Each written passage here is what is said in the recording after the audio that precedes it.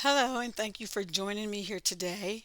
The reason for my YouTube channel is to start my 40 Codorus Street Book Club, and I'm hoping that you, my family, friends, and fans will help it to be successful.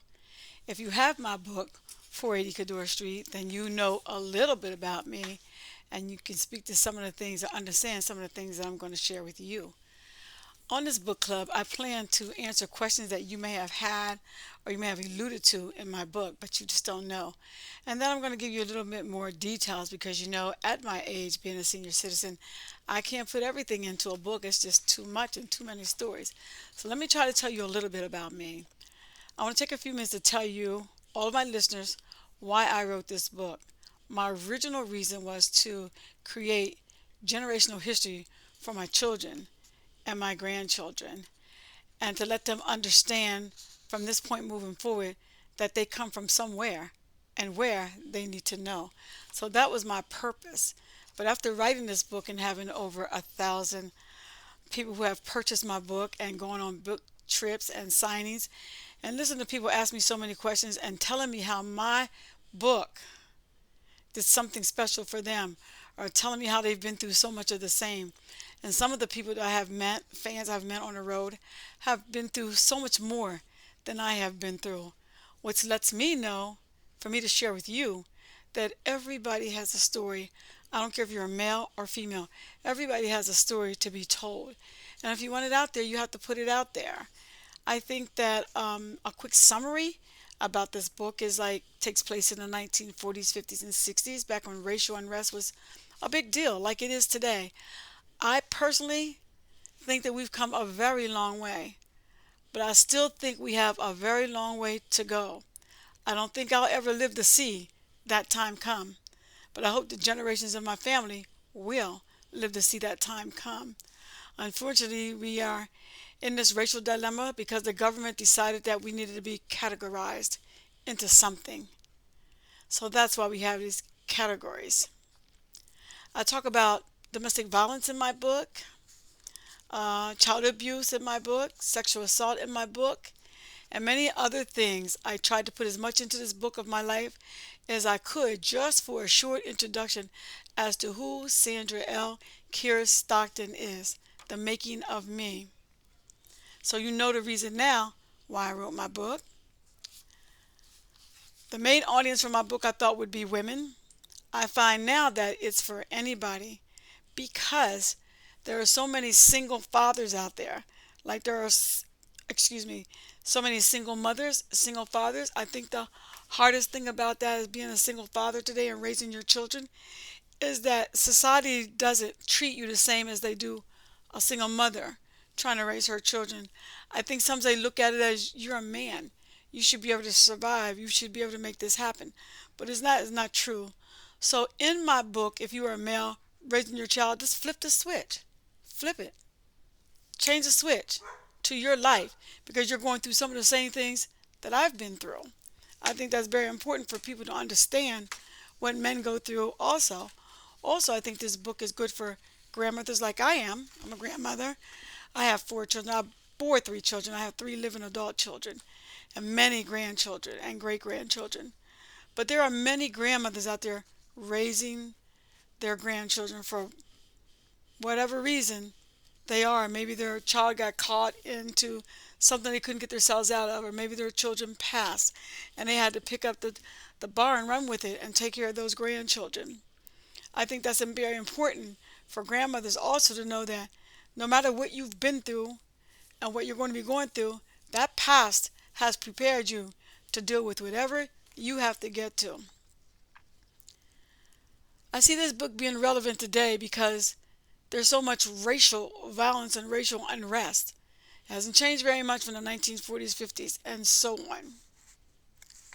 I think I'm the right person to write this book, or I was the right person to write my own book about me because I live this life. I'm telling you real life stories and real life issues that I had to confront. I think sometimes you feel that you can't go on, or you feel that something comes your way and you don't know how you're going to step through it, but you can. I think that I found my strength in my mother And if you read my book, you know my mother was very much abused by my father. My parents were Dot and William. But my mother could not beat my father. But her mental strength to get through everything she went through was who she was. I got my strength from her. It didn't matter what she went through, raising her 7 kids alone. She found a way. And we never felt like we were neglected. I came up with the idea about the book, 480 Codorus Street, because that was my first address. At least that's what I was told when I grew up to understand what an address meant. Writing this book was not very difficult because I've always wanted to write a book. I mean, forever I would tell stories to my kids and they would just listen to me and listen to me. I can make up things and lie and tell the truth or whatever I want to tell. I would have their ear. I found out young people, when I used to go, my kids were in Head Start and I would go tell stories to the little kids. That you have their ear. That's when you can teach them and they can understand and learn. When I had young soldiers, when I was in the military, I would tell them my stories and they would just laugh and laugh and they'd say, "Oh man, you need to write a book." And I said, "Oh, one day I'm going to write that book." So I was always destined to write my book. I just didn't know when it was going to happen. And more time went by, more and more years went by, and I kept thinking, I'm going to write this book. So I got to 50s and I was like, oh, I'm going to write this book. And then the 60s just snuck up on me. I didn't even see it coming. Before I knew it, I was 65, senior citizen. Lord Jesus, I don't know where the time went, but it went. So I'm still out there doing my hustle, working my registered nurse jobs, working my agency jobs, helping veterans get their claims in, helping people who could not help themselves, donating money to this cause and that cause. Just always doing something for somebody else, lifting up my kids when they fell. It was always doing something else. And then the 70s was at my back door. I looked over my shoulder and there was 70. Said, "We coming, girl. We coming." So I said, as soon as I got 70, I would retire from work. That year when I turned 70, 2 years ago, because I'm almost 72, it was June the 14th, my birthday. It was a Friday. It's my last day at work. That Monday, I sat down in my home office and started writing that book. I cranked out that book in about 3 months totally. I started writing it maybe January, wrote a little bit, and March came around and COVID came around. And all you could hear on the news was COVID, COVID this, COVID that. And I got scared. I said, well, you know what? Nobody may not be around to even read this book. Let me take a chill pill. So I stopped writing for about a month in March. And my husband now, Aaron, of many years, said, you got to stop fooling around and write this book. Because if we ain't going to be here, try to get done so the book can be out there if we don't make it. And I looked at him like he didn't have any sense. Said, we're going to make it. Let me get on this book like I'm supposed to. So I started writing the book. And I finished in May. At least I thought I was finished. I didn't understand how long it would take once I gave it to the editor. My book coach, Coretta Doctor, gave me a lot of information. She tutored me and coached me for about 10 months, helping me to get this project done, bringing it to fruition. And without her, it would not have happened. And then she passed me on to an editor she knew who was just awesome. And she had my book a couple months. I was like, God, she is taking so long. And then she got on my nerves, sending something back. This don't sound right, this. Why don't you try this? What about this? And then finally, my baby daughter, Carmen Trina Kearse, who is a teacher, said, Mom, this is not the military. You don't tell somebody to do something, you think everybody going to jump. You want this book to be good? Then you need to be patient and let her do her job. Well, I didn't really want to hear that from my baby girl, but you know, ever since she was a little tiny girl, she used to help me study for my nursing classes and my college classes with flashcards. So I knew why she was the kid who always had her mind on education, because she learned a long time ago. So I tried to settle down and I listened to her and I said, okay. So my editor was all done, she's just amazing. My book was amazing to me. And then when I gave it to the publishers, now I had more roadblocks, which I didn't know about. So first time, you got to learn.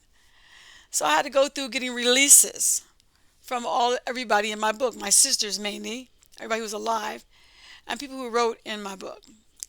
Well, that went pretty good. And I had one younger sister who just refused to sign for me to have her in my book. So I fought back and forth with Balboa Publishing for a month on that and told them I needed to speak to somebody over her head, the person talking to me. I said, because in this book, that sister, I barely mention her name. And moving forward, I won't mention it. So I got past all that, and they gave me the okay to do the book. So then I went through this, that, and the other thing, the design, and you name it, you go through a lot. And you spend your money for what you're going through. So finally it's done, and I get a email from Balmain and say, your books went live today. I mean, I didn't know it was going to go live. They just told me that. I called my book coach, Coretta, doctor. She was excited for me as I was. You know, she said, they didn't give you a time. They just put it out there. I said, they just put it out there. She said, oh, Lord, because she wanted to do some like publicity ahead of the game. But that's okay. The book is out there, and then COVID's still around. So now I had to worry about how was I going to get people to know that this book was out there. So I got myself on every social media platform I could think of, and that I could like operate myself, because I'm not so tech savvy. I have a lot of grandkids that help me and teach me things, but I want to learn to do things myself. So my husband and I, who is my road manager, Kearse-Stockton, we decided we'd do travel book signing road trips, and we started doing that, and we made a lot of inroads, met a lot of people, got a lot of books signed, and was happy about what was going on. Now the next thing we had to work on, not just book sales and people knowing who I was or what that book represented, was getting reviews on Amazon. Now if you didn't know that and you wrote a book and you wanted to go somewhere on Amazon, you're going to need book reviews.